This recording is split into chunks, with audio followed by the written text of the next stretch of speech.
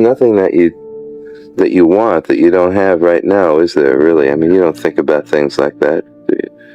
You don't want to sail. What I'm missing now is more privacy than I'd like. I would like to be alone more than I am. Like the phone rings too often.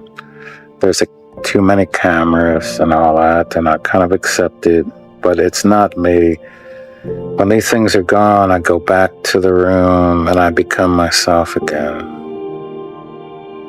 You struggled with depression from time to time. I was on Prozac for a long time. Yep, I was on Prozac for a long time, and I'm not sure. I mean, it may have helped me out of a jam for a little bit, but people stay on it forever.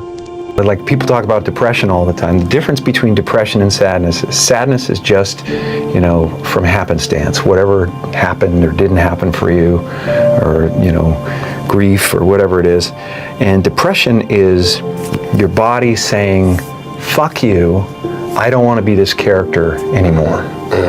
I don't want to hold up this avatar that you've created in the world. It's too much for me. Right. You know? You know, I had to get off at a certain point because I realized that, you know, everything's just okay. And I'm very serious about no alcohol, no drugs. Life is too beautiful. There's a voice, and it's a little quiet voice that goes, jump. It's the same voice. And the same voice goes, just one. You know, as an alcoholic, I talk about, you know, some warning signs, you know, like DUIs in a cul-de-sac, things like that.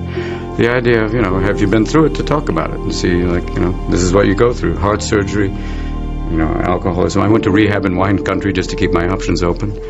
And the idea of, you know, these are things you got to talk about. I remember stopping it on my own because I was about to have a son. And I didn't want to be coked up going, hey, Dad loves you. Here's a little switch. I'm going to throw up on you. You know, you don't want to be like that. And I had to kind of go, but I did it alone. So that was why it was, you know, 20 years without any help. I went to rehab with a lot of doctors and psychiatrists. And the more intelligent you think you are, the harder it is to let go. You think, I've got a solution. I'll just drink a little bit. It's like saying, I'll just partially circumcise myself. I'll be fine. And then you have to go, nope, you lose. You can't do it. You need help. And at that point, that's the beginning. And then, you know, once you do that, you're out and running.